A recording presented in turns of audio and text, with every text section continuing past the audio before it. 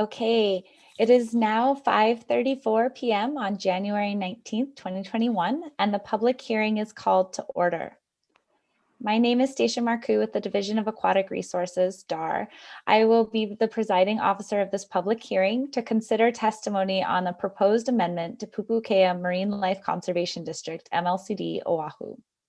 The proposed amendment modifies the existing Hawaii administrative rules to reflect the accurate coordinates of DAR's jurisdiction and boundary descriptions, section 13-34-1.1 definitions, to clarify and update definitions, including limu lipe'epe'e, section 13-34-2 prohibited activities to prohibit the feeding of marine life, section 1334-3 permitted activities to section 1334-4 exceptions and permits for grammatical and technical amendments, 1334-5 penalty to clarify the types of penalties authorized by statute for violations of this chapter, to adopt section 1334-6 asset forfeiture to provide notice of the state's authority to utilize civil asset forfeiture as an enforcement tool for violations of this chapter, located at Pūpūkea, Ko'olaloa, Oahu, Hawaii. Allow me to explain the procedure to be followed this evening.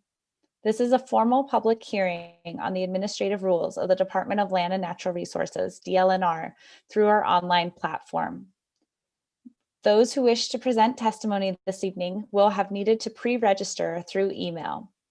I will call for your testimony in the order in which the names are listed.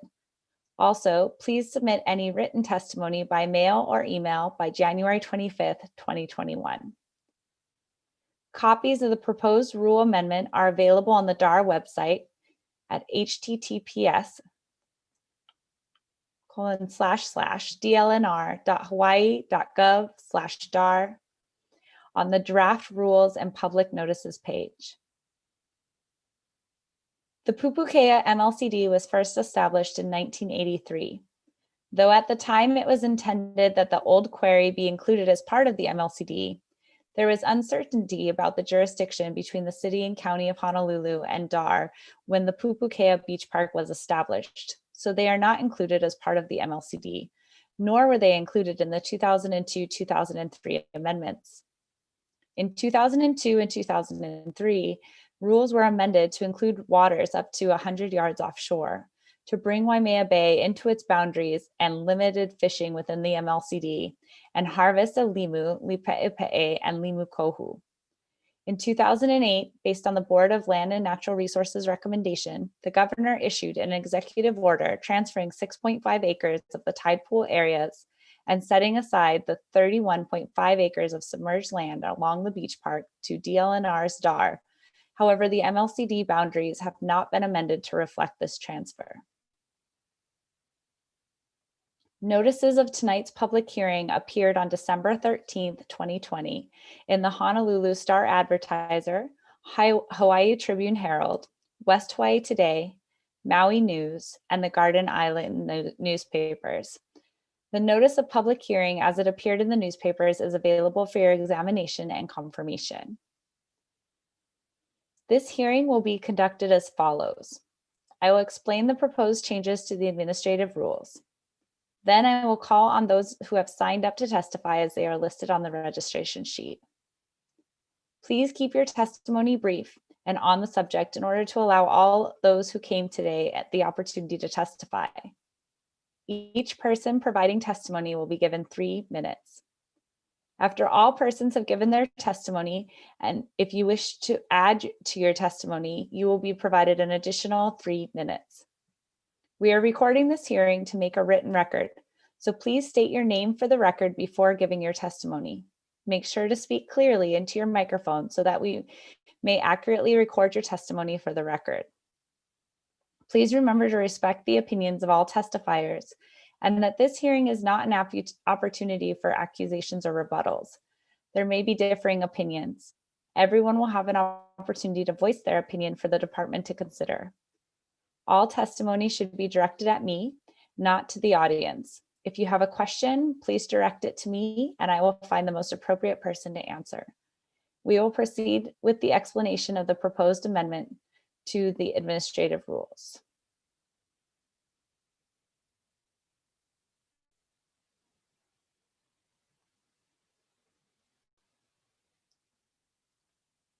We actually have provided that explanation. I have before me the list of persons who want to present testimony on these rules. I will now call on each person to testify in the order listed. Please state your name and present your testimony. As I call your name, please state your name and state clearly whether you support, oppose, or have no position on the proposed rule.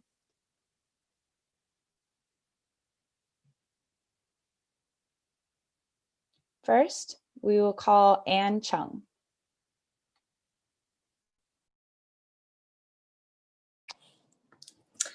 Hello, my name is Dr. Ann Chung. I'm a resident of the North Shore of Oahu, a marine biologist and an avid ocean user, also a volunteer with Malama Pūpūkea Waimea. I also have experience in the Pūpūkea tide pools known as kapo'o and conducted my master's research quantifying its biological resources. I know the area merits the same protections as the surrounding marine life conservation district, and I am in strong support of DAR amending the rules as described in the board submittal. Kapo'o is rich with juvenile and adult fishes, corals, and invertebrates, and is a very unique shallow protected area along the coastline. In addition to its ecological value, the area is an educational tool as the calm, shallow waters create a unique classroom and source of inspiration for residents and visitors alike. The tide pools have become a gracious host, not just for my master's work, but now several budding graduate researchers, citizen science monitoring, summer nature programs, and keiki science and culture education for the local community. Kapo'o also faces pressures from dramatic increases in human use over recent years, in addition to land-based pollution and fishing activities. Tide pool-like systems like Kapo'o are relatively rare in Oahu and in Hawaii in general, and there is much more to learn about the ecological role and connection the tide pools may play in relation to surrounding waters.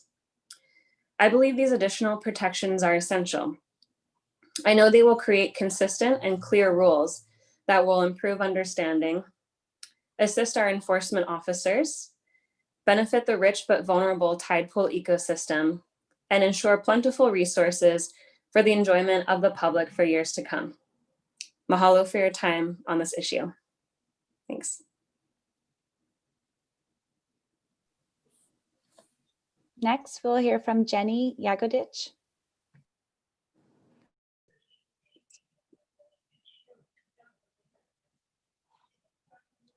Aloha. Aloha Division of Aquatic Resources Administrator and staff. My name is Jenny Jagodich, and I've lived here in the Ahupua'a of Pūpūkea since I was a child. I work as the Director of Educational Programs and the Makai Watch Coordinator for Malama Pūpūkea Waimea, the community nonprofit that cares for, educates about, and protects the Pūpūkea Marine Life Conservation District. I'm in strong support of the proposed amendment of Hawaii Administrative Rules Chapters 1334 to include the Kapo'o tide pools into the existing boundaries of the Pūpūkea Marine Life Conservation District. In my role as Makai Watch Coordinator, I spent a lot of time educating folks about the rules and regulations pertaining to fishing in and around the Pūpūkea MLCD. Because the tide pool area is not yet included fully into the MLCD, and because DoCare cannot yet enforce MLCD rules within the tide pools, one of the biggest challenges has been trying to communicate to resource users where exactly the line is between the tide pools and the open ocean. Kapo'o is actually, by definition, not a tide pool, but rather a shallow water area that is constantly connected to the open ocean, as you can see here in the photo behind me that was taken during low tide in summer. There is confusion about which areas are prohibited, which areas are protected, and which are not. The tide pools are a necessary nursery type habitat for many schools of juvenile and subadult fish, as well as many endemic and endangered species. Schools of fish such as aholehole and manini naturally move back and forth between the two areas and eventually grow and spill over into outlying areas where take is allowed. In the meantime, since there is no actual line between the two, those who fish often intentionally take from the gray area, sometimes entire schools at a time. In recent years, take has been happening further and further into the MLCD without consequence. Including the tide pools into the MLCD will enable both enforcement and clear education of the rules and regulations in place to protect our limited and fragile resources for generations to come. In conclusion, I'm in strong support of the proposed amendment of Hawaii Administrative Rules, Chapter 1334, to include the Kapo'o tide pools into the existing boundaries of the Pūpūkea Marine Life Conservation District. Mahalo. Okay, Palakiko. You just gotta click camera. Next, we have Palakiko Yagodich. Click camera. This one? Yeah.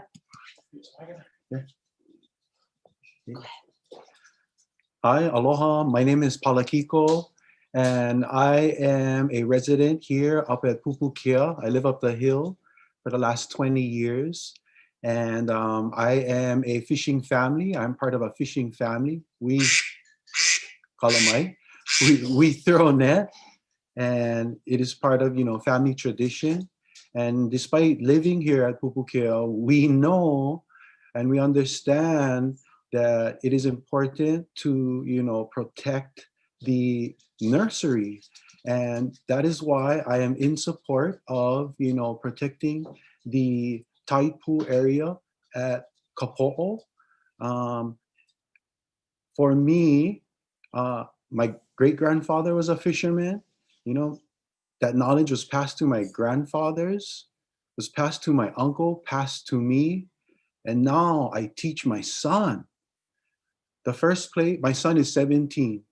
The first place that I put my son in the ocean is here at Kapo'o, and we love this place.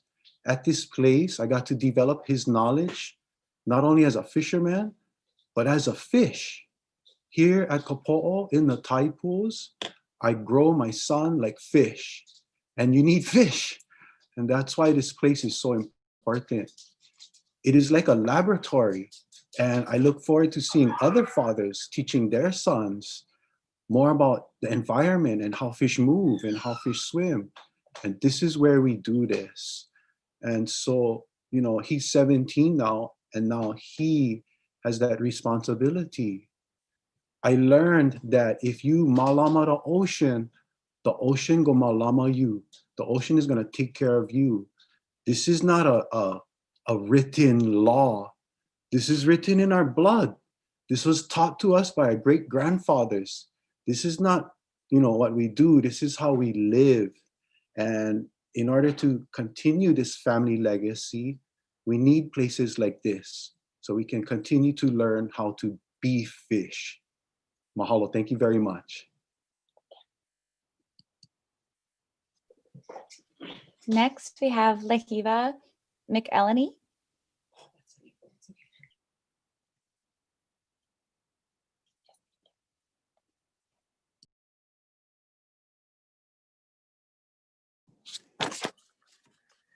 Aloha Division of Aquatic Resources Administrator and Staff. My name is Lehiva, and I am in strong support of including the Kapo'o tide pools into the Pūpūkea Marine Life Conservation District. I was born and raised here in the Ahupua'a of Pūpūkea. Pūpūkea and Waimea are special to me because they are a great learning environment, and the creatures and plants bring happiness to many families and residents. Since I was a baby, I've spent many years enjoying the tide pool areas of Kapo'o. This specific area is special to me because it was probably the first place I ever went into the ocean. This area deserves protection because some of its animals are only found here and need to have their populations grow. The last reason I further support the protection of Kapo'o is because this area acts as a nursery for fish, which helps repopulate the surrounding waters. In conclusion, I'm in strong support of the proposed amendment of Hawaii Administrative Rules Chapter 1334 to include the Kapo'o tide pools into the existing boundaries of Pūpūkea Marine Life Conservation District. Thank you. Next, we have Christy Hill.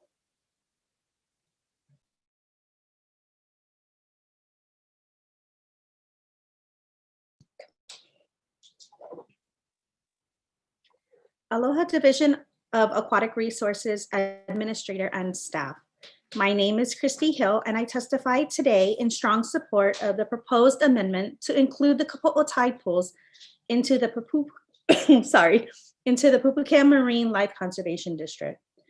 I am born and raised here on the North Shore. I've enjoyed the tide pools from when I was a child, and now as a mother of 6 and a grandmother of 2, I have raised my ohana here as well.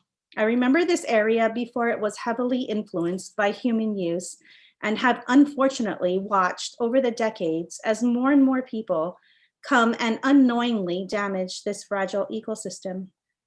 Most people assume the tide pools are protected, but there are definitely some who know they are not, and they take advantage of that regularly. My ohana are fishers, and my dad is a commercial fisherman, and I understand the need to provide, but I fully support the Kapo'o tide pools being included into the surrounding MLCD because we have seen an increase in abundance that spills over to areas where we can fish. The tide pool area not being part of the MLCD is not only confusing, but is detrimental to the potential fish population because the tide pools act as a nursery for many marine creatures. The Kapo'o tide pools are known for being a snorkeling hotspot, but they are so much more than just that. I spent the last year conducting regular kilo observations within the tide pools and have seen with my own eyes just how fragile and important this habitat is. Schools of fish, many species of invertebrates, limu, even monk seals and turtles rely on this area for shelter and food. Some days we see large schools of juvenile fish, and the next day they were all fished out. I can only imagine what the overall population of fish would be if these schools were able to mature and reproduce. To conclude, I am in strong support of the proposed amendment to include the Kapo'o tide pools into the existing boundaries of the Pūpūkea Marine Life Conservation District. Mahalo for your time. Next, we have Jacqueline Lanau.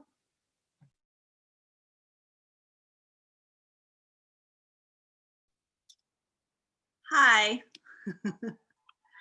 Aloha Division of Aquatic Resources Administrator and Staff.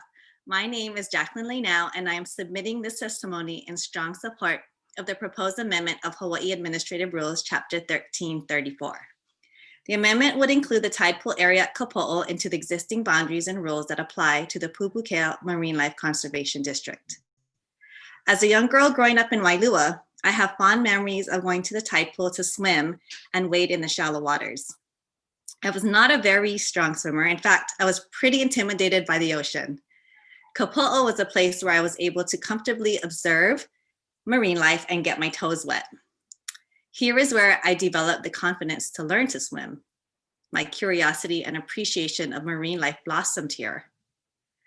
Fast forward 3.5 decades later, I'm a proud mom of 2 teenage children who love the ocean. When they were much younger, I asked them to bring this down. See them here? Oh, they're so cute. When they were much younger, we took them to the shallow waters of Kapo'o to develop and foster deep appreciation for the ocean and the life it sustains. This curiosity grew as they participated in Malama Pūpūkea Waimea's Kapapakai program. They learned quickly that they are very fortunate to have such a place to explore in your home, a treasure. Sometimes when something is so easily accessible, we forget to see the specialness that exists before our eyes. Kapo'o is a very popular place and is frequently visited by residents and visitors alike. This place supports cultural practices and public enjoyment of natural resources through activities such as swimming, snorkeling, and diving.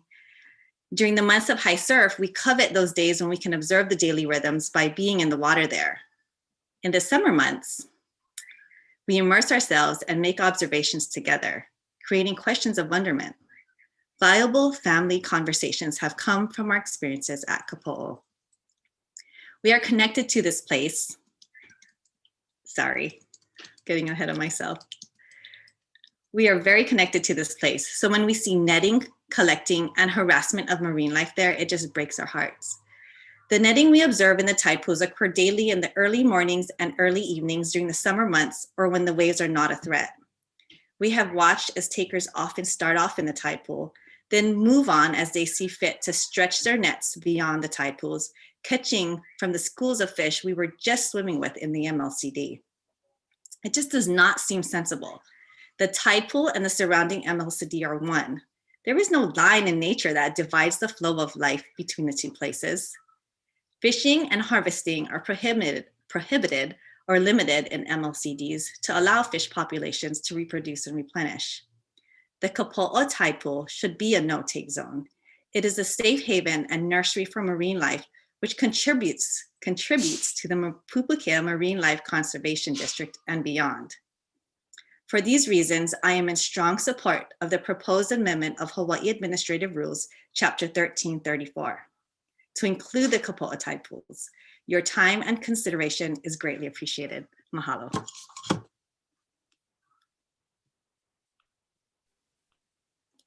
Next, we have Denise Antolini.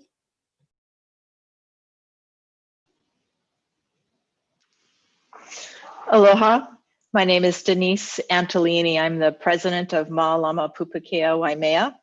I'm a resident of Pūpūkea and was one of the individuals along with several others who founded the organization in 2005.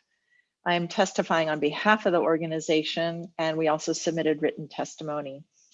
I want to thank DAR, the administrator, also the DLNR chair, Suzanne Case, and all the staff who've been involved in this effort.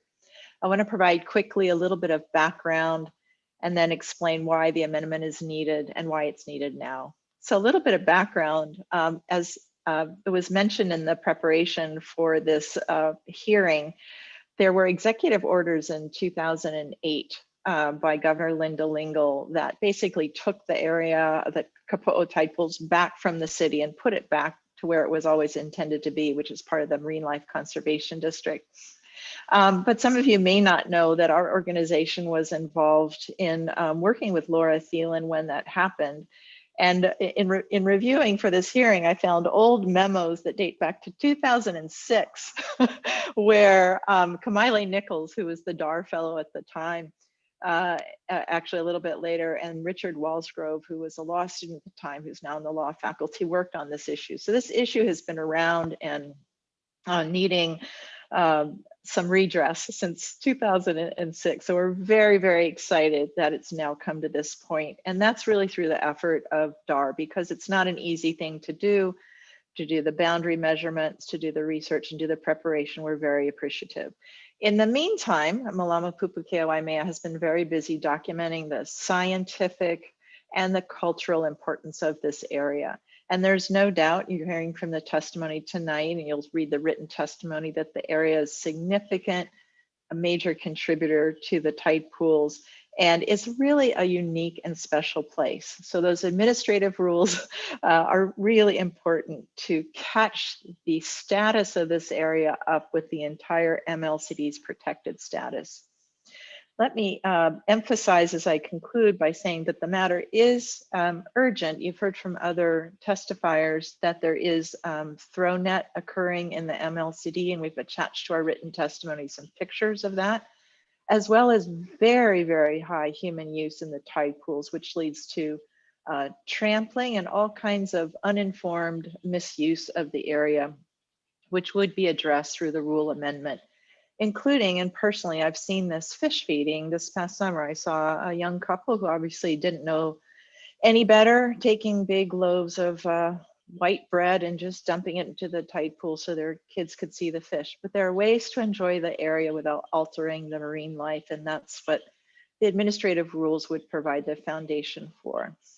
It's become an enforcement nightmare. I know it's frustrating for the DOCR officers who are unable to respond to the public's concern about obvious use of the area that's inconsistent with the rest of the MLCD. So we see throw net, fish feeding, trampling. We do have monk seals and turtles in the area. So there's a whole bunch of biodiversity that really needs to be protected. Let me conclude that, on the basis of our organizational experience over the years and my own personal experience being in this area so often, also with my babies, my two sons who are now young adults from the very beginning, the area is incredibly special, and adding this to the MLCD administrative rules is very consistent with the state's goals, 30 by 30 goals, and with the public trust. And with that, we thank DAR and the entire team that's worked on this for many years to bringing us to a public hearing. Mahalo.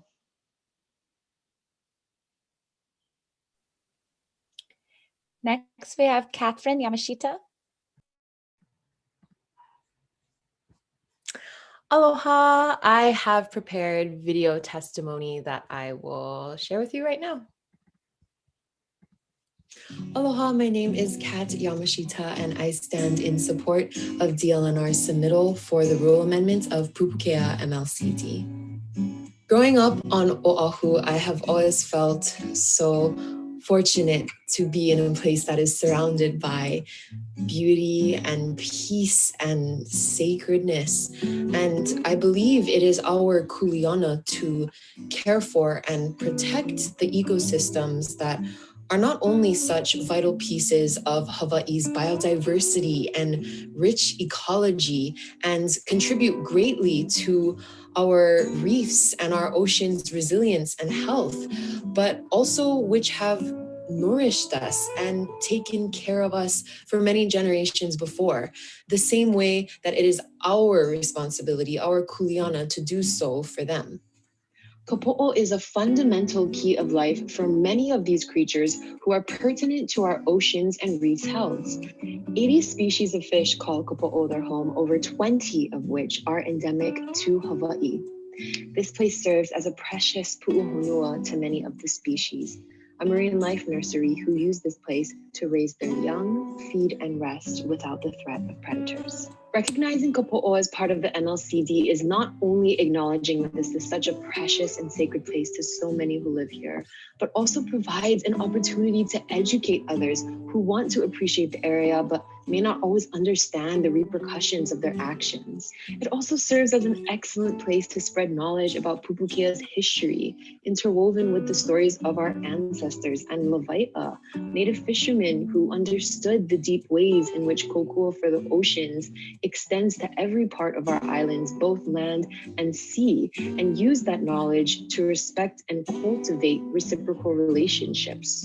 Mehana Vaughn writes, Kuleana is more than a general ethic of care for the earth. Kuleana grows from reciprocity, regular return, cultivation of relationship, and active work to nurture abundance. It encompasses distinct responsibilities to the specific places that nourish our lives. So what are some of the ways that we pay forward our kuleana to the places that have raised us? I believe that recognizing Kapo'o as part of MLCD is one of the fundamental ways to do so.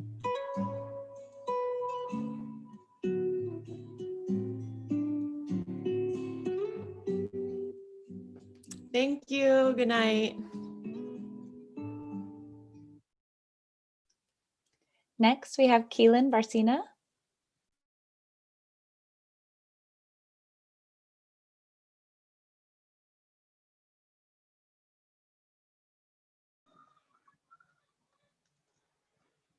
Aloha, Ms. Stacia Marcoux and DAR staff. My name is Keelan Barcina, and I am testifying in strong support of the revised rules package for the Pūpūkea Marine Life Conservation District. I am a longtime resident, born and raised directly across the street from the Pūpūkea MLCD, and I'm also here today as a strong advocate for marine conservation in my professional capacity as a trained natural resource manager and ecologist. It is within the boundaries of the MLCD where I fostered my passion for coastal ecology and marine conservation in Hawaii. The proposed rule amendments to the MLCD boundaries now include the Kapo'o tide pool that is often referred to as the Pūpūkea or Sharks Cove tide pool. And this 3-acre subtidal pool was unbeknown to my younger self that this was my underwater classroom that inspired me to pursue a career in coastal resource management. And as a part of my past graduate coursework, I produced a story map called Kapo'o Tide Pool, Pico of Pūpūkea, that highlights the cultural and biological significance of the tide pool and to educate others on pono practices to safeguard a place that can inspire the next generation of ocean scientists. And for those interested in viewing that story map, feel free to scan the QR code just over my shoulder with your smartphone. In 2020, I assisted the North Shore community nonprofit Malama Pūpūkea Waimea in conducting ecological surveys of the marine life in the tide pool. And this was my first time back in the tide pool as an adult, and I was in complete awe of some place I was only acquainted with as a child. I saw an abundance and high diversity of nearshore fishes, invertebrates, and limu, clear water conditions, shorebirds, and oku'u, or the black-crowned night heron, foraging at low tide. And on my first day, a Hawaiian monk seal resting on the exposed rocks. And this was all within the Kapo'o tide pool, an area now included in the proposed rule amendments under section 34-1. The Pūpūkea MLCD is well known by the community for its heavy and mostly unregulated recreational use. And I've seen firsthand fish feeding, pole and net fishing, the alteration of geologic features by ocean users in the Kapo'o tide pool and in the surrounding MLCD. And with this revised rules, we can further minimize these threats to ecosystem health that can be legally enforced upon the adoption of these amendments. During my surveys in the tide pool, I witnessed the marine life's resilience to recover from the year-round pressures of human use and disturbance during the pandemic beach closures, much like that of Hanauma Bay. I also saw that the unique coastal features of the tide pool served as a nursery and refuge, a pu'uhonua for juvenile fish. The Kapo'o tide pool is the powerhouse within a battery that is the Pūpūkea MLCD, if you will, which recharges open fishing areas through spillover of culturally important fish. I kindly ask that DART protect this powerhouse through the passage of these rules, which strengthens marine resilience in Pūpūkea and Waimea, and it's also one step closer to achieving the state's 30 by 30 goal. Mahalo. Next, we have Max Phillips.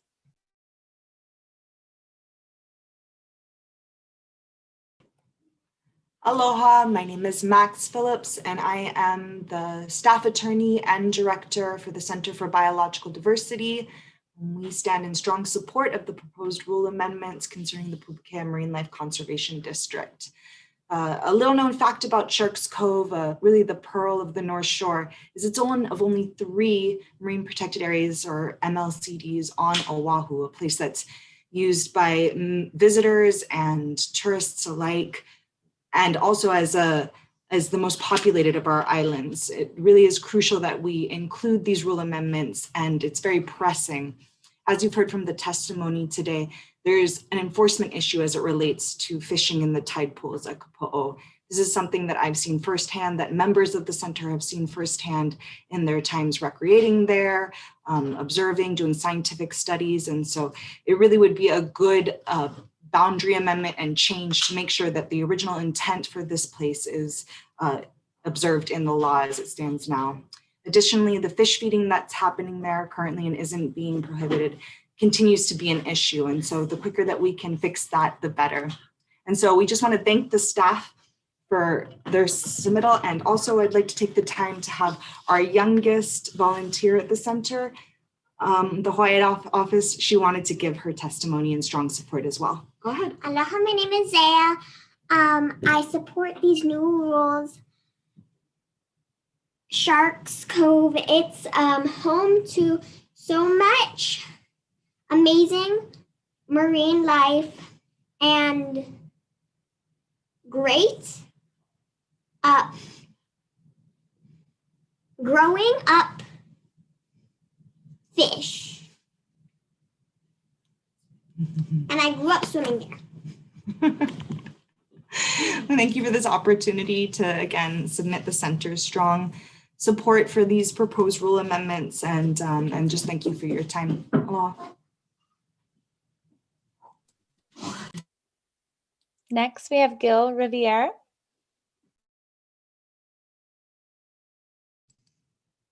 Good evening, and thank you for having this hearing and for listening to us about this important subject. My name is Gil Riviere. I am the state senator representing the North Shore, and the Pūpūkea Marine Life Sanctuary, Marine Life Conservation District is a proven winner. It's a proven success.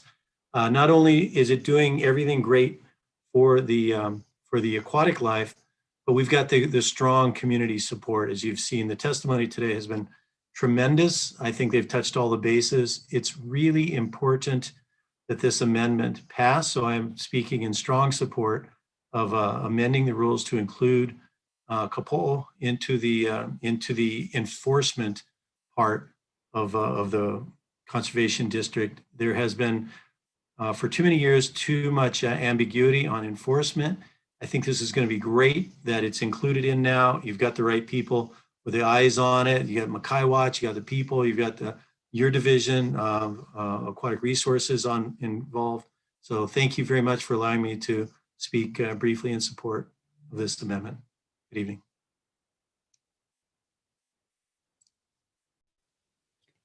Next, we have Bob Lenau.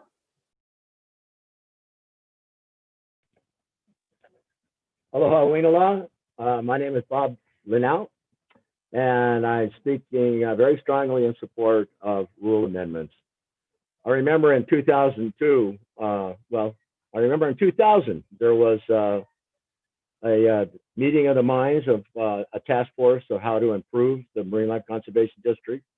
2002, we had new rules, and it was just amazing to watch the environment improve. More fish, more biomass, more diversity, larger fish. It's really exciting when you have good rules that match up. Not only that, when you have the rules, you can go in and do some enforcement. So Bill Kerr is able to come in and support the rules. So we have an opportunity again right now to change the rules, make some amendments that will really improve the area a lot. When I've been diving, I've lived on the North Shore, well, for over 50 years now, and I've been diving most of my life and in the water. And to me, it's just, in parts about the fish and the environment, the ecosystem, but it's also very personal. I see a lot of things go down around there that upset me. There's people who just scoop up the PPP, or they'll grab an ama and take them out of there and just take little pieces of souvenirs. And the throw nets are the big harvesters. They walk off with lots of things. And we just ought to tighten that up. To me, I was married out on a rock off of Waimea, and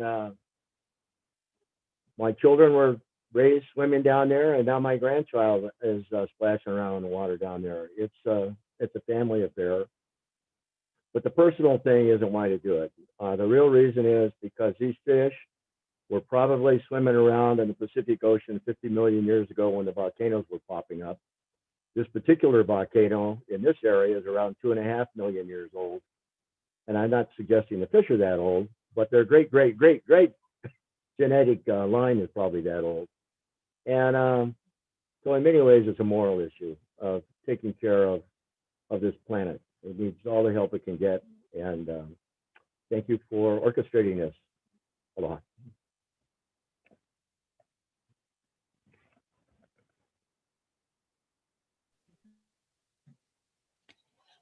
Persons unable to attend today or wishing to present additional comments may mail written testimony to us by January 25th, 2021.